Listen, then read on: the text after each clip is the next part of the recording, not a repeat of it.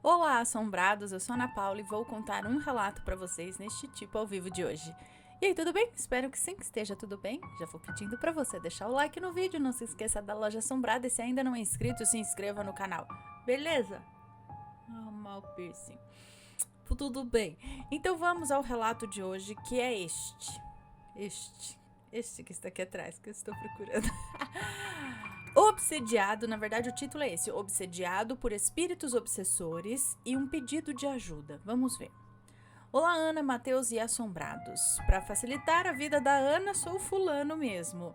O relato não terá nomes. Obrigada.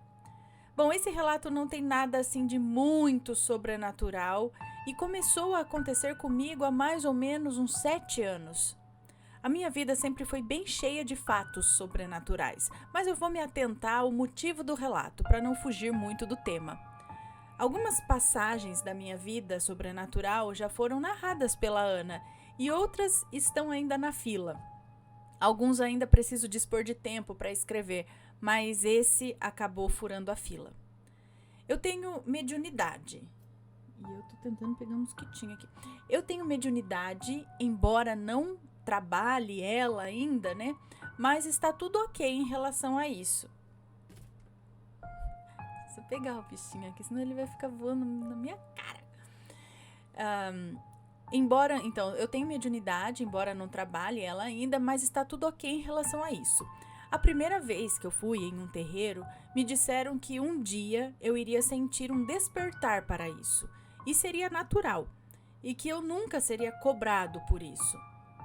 Descobri tarde o espiritual através de outras religiões, pois desde sempre eu fui católico, batizado, primeira comunhão, crismado, coroinha, grupo de jovens, enfim, fui bem ativo na comunidade, inclusive. Quando eu comecei a sentir a espiritualidade me chamar, eu comecei a pesquisar bastante antes. Eu li muito e só então fui pela primeira vez a um lugar espírita. Eu tenho uma fé ampla em tudo assim que traga paz e sabedoria e que leve a Deus de alguma forma, seja lá por onde for o caminho. Então, nessa minha vivência de 36 anos, eu já frequentei igrejas católicas, espiritismo, budismo, Seishonoye, Umbanda, Candomblé e tenho curiosidade em conhecer o Santo Daime, mas eu tenho um pouco de medo. Por enquanto, fico só na vontade. Nunca levei nenhuma religião como uma obrigação. Digo isso no sentido de ir, por exemplo, todos os domingos na missa, ou em todas as giras de um determinado terreiro ou mesa branca. Eu sempre fui quando podia ir, quando não tinha outro compromisso, ou quando a minha espiritualidade pedia.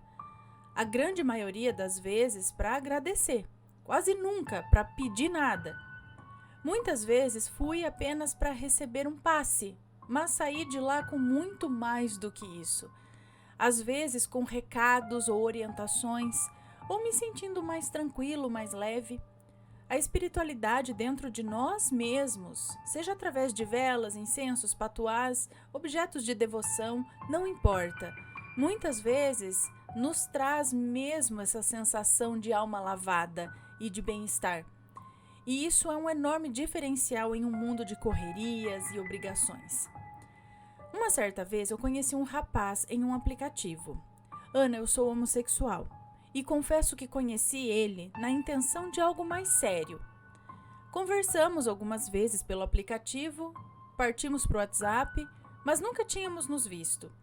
Até que um dia ele me disse que frequentava um terreiro de candomblé, em um lugar em São Paulo, bem longe da minha casa, e que teria uma obrigação para entregar, pois ele era filho da casa e disse que poderia ser a oportunidade de nos conhecermos, já que eu também gostava desse universo, né?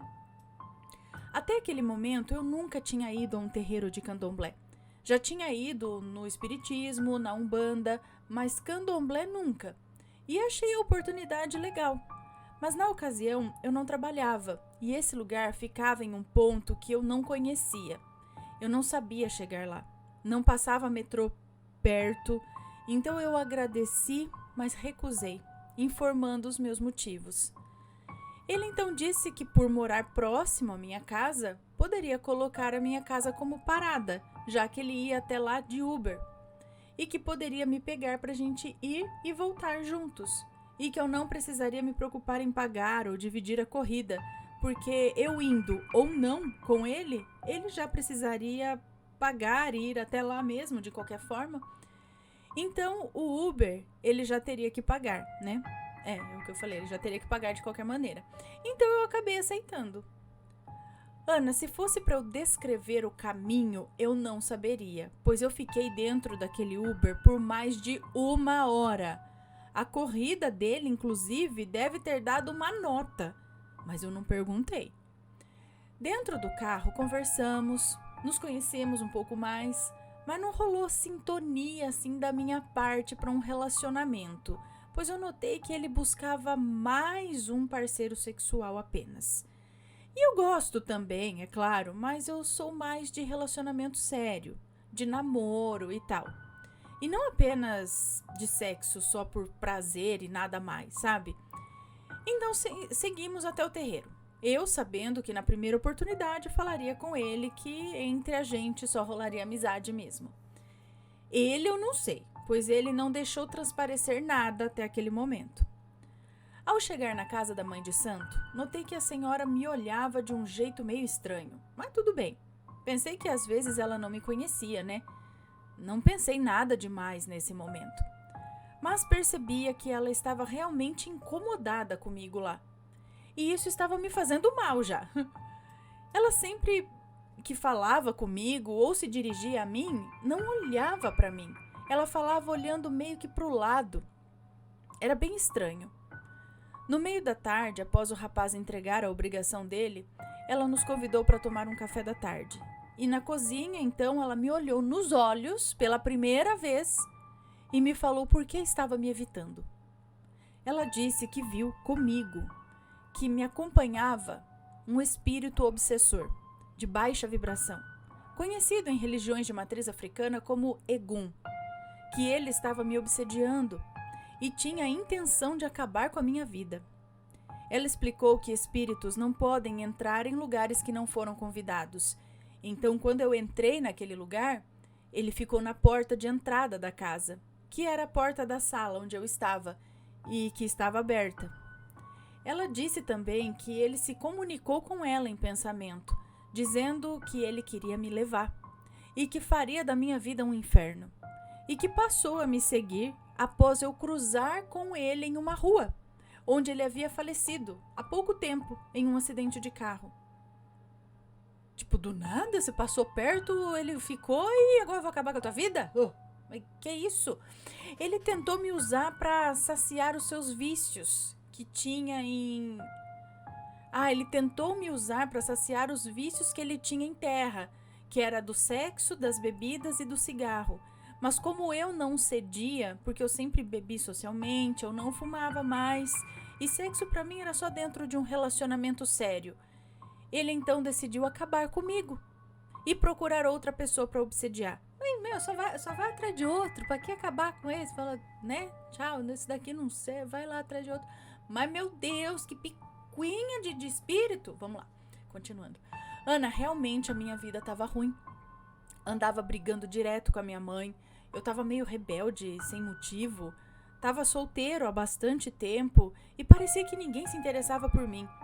E também não conseguia trabalho nenhum, por mais que eu procurasse. Mas na ocasião eu levei como uma maré de má sorte. Não pensei que tivesse nenhum espírito obsessor comigo.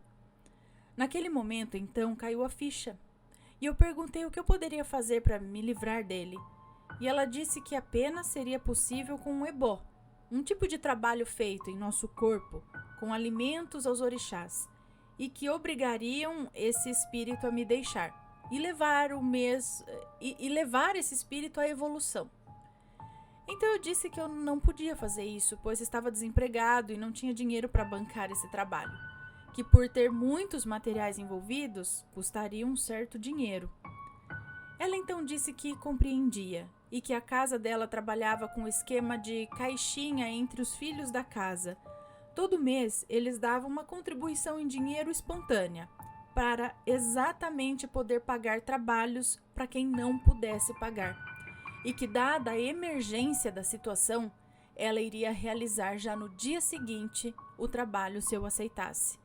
Gratuitamente, acredito, né? Com esse dinheiro da caixinha aí do centro. Olha, eu não gosto de depender de ninguém para nada relacionado a dinheiro. Eu me sinto mal com isso. Até para sair. Se eu posso, eu vou. Se eu não posso, eu não saio de casa. Mas a situação realmente era uma emergência. Então eu resolvi aceitar a ajuda. E fui lá no dia seguinte. Eu fiquei em uma espécie de corredor com vários tipos de comidas no chão, desde ovos até folhas e bolinhos feitos para os orixás. Ela pediu para que eu trocasse de roupa com uma bem velha que seria descartada, mas teria que ser branca. Ao andar naquele corredor, foram passando em meu corpo os alimentos, as folhas e entoando cânticos em Iorubá, que eu não entendia. Segui por aquele corredor até o final e após isso me foi pedido que tirasse toda a minha roupa, que colocasse no chão em cima do pano que eu passei e junto ao resto de alimento que estava ali no chão, onde foi feita uma trouxa com tudo que seria descartado em algum lugar que eu não sei onde, porque eu não vi. Me disseram que o ebó foi um sucesso, que o espírito foi tirado de mim. Me deram um banho com ervas maceradas em uma água bem gelada, me troquei e colocaram em meus 2 braços 2 cordas feitas de palha de palha da costa, que após consagrados são chamados de contregum. Em outras palavras, era um amuleto que protegia de outros eguns que pudessem querer estar comigo. Depois eu tive que ficar em preceito por uma semana e após essa semana teria que ligar para a mãe de santo para pedir licença e encerrar o período do preceito. Os contreguns nos meus braços eu poderia levar no braço se quisesse ou na carteira ou no bolso, e que seria a minha proteção sempre, e o outro deixar ao lado da minha cama. Seria meu objeto de proteção para sempre. Sempre que fosse entrar em algum hospital ou cemitério, eu não poderia nunca esquecer de tê-los comigo de alguma maneira, mas nunca se eu fosse ter relações sexuais. Nesse caso, eu precisaria deixar na carteira ou na mochila, bem longe do meu corpo. Interessante. Segui então tudo certinho, e no caminho de volta até a minha casa, nesse segundo dia, eu falei para o menino que seria um prazer tê-lo como amigo, mas apenas como amigo mesmo. Ele pareceu entender, disse que tudo bem e seguimos viagem. Foi a última vez que conversamos. Ele sumiu depois de um tempo. Alguns meses depois, fui roubado e perdi o meu celular, e nele alguns contatos, dentre eles o do menino e da mãe de santo também. Nunca mais tive contato com ela, ou com o terreiro, nem com o rapaz, e nem saberia ir até lá de novo. Depois desse acontecido, eu continuei frequentando terreiros e centros de vez em quando, e mais ou menos uns 2 anos depois, na Praça da República, que estava passeando ali com uma amiga para ver bijuterias na tradicional feirinha que fica na praça aos finais de semana, uma cigana estava lendo tarô e búzios. Ela me chamou e disse que sentia que precisava me fazer uma leitura e que seria gratuita. Então eu aceitei. Ela se concentrou, jogou os búzios e me revelou que eu estava em débito com um orixá de energia feminina. Não me revelou quem era, mas disse que eu precisava fazer uma entrega para ela, que eu deveria procurar algum lugar para descobrir mais detalhes e fazer a minha obrigação, pois caso não fizesse, eu poderia perder a visão. Eu achei bem estranho, pois até onde eu sabia, orixás estão ali para nos proteger. Eu não conhecia isso de me punir por falta de uma entrega. Mas enfim, agradeci e me despedi. E ficou por isso mesmo. Isso tudo, do ebó, da cigana, até os dias de hoje, já se passaram mais de 7 anos. De vez em quando eu lembro de tudo isso. E não sei se sugestionado ou não, mas eu sinto que as minhas vistas andam mais fracas. Não sei se de fato estão, ou se eu sinto elas assim, por estar sugestionado ao que a cigana me disse aquela vez. Então eu resolvi correr atrás. E em janeiro comecei a procurar terreiros de confiança para abrir um jogo e responder se eu preciso realmente fazer essa obrigação e o que deveria fazer. Mas em todos que eu vou, só o jogo já custa caro. Somado então aos trabalhos, eu realmente não teria condições de pagar. Voltei a estaca zero novamente. Parece que algo, de alguma forma, me impede, eu não sei. Hoje, graças a Deus, eu trabalho, mas eu não ganho muito. Não passo necessidade, mas o que eu ganho dá justo ali para as minhas contas. Eu não consigo nunca uma sobra para abrir o jogo e fazer um trabalho. Então eu vou deixando passar. Lembrar de toda essa história e resolver vir aqui relatar essa minha passagem passa um filme na minha cabeça. Eu tentei lembrar dos detalhes mais importantes e mesmo assim o relato ficou enorme. Espero que alguém nos comentários possa me dar uma luz do que eu possa fazer, já que abrir jogo e fazer uma entrega de obrigação hoje está fora das minhas condições. Se alguém conseguir me ajudar e souber o que fazer, estarei acompanhando nos comentários. Mas mesmo que eu não consiga, já fico feliz que meu relato tenha sido lido.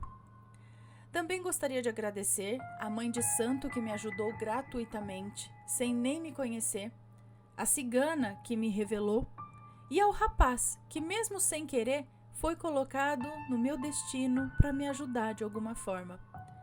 Hoje, mesmo não tendo mais contato com nenhum deles, e talvez eles nem se lembrem mais de mim, mas eu serei eternamente grato. Beijos a todos. Um beijo para você, muito obrigada. Olha só como as coisas acontecem, né? Ele estava precisando saber de que tinha alguma coisa acontecendo ali na vida espiritual dele e acabou conhecendo um rapaz que de repente convidou para um centro, que nesse centro a mulher falou e nesse mesmo centro a mulher ajudou, né? E depois nunca mais conversou com o rapaz. Tipo, foi só para isso mesmo, um caminho para levar onde ele estava precisando ir naquele momento. E eu tenho certeza que você vai encontrar, se alguém puder indicar também, mas vai encontrar um lugar. Continue procurando lugares aí para você ter essas respostas ou fazer o que tem que ser feito, né? Para seguir aí a vida sem esse peso, digamos assim, né? Se alguém souber de alguma coisa, deixe nos comentários, sempre com respeito, por favor. Esse foi o relato de hoje. Se alguém já passou por situação parecida, envie o seu relato pra gente, ok? Um grande beijo pra vocês e a gente se vê no próximo relato. Fui! Tchau, tchau!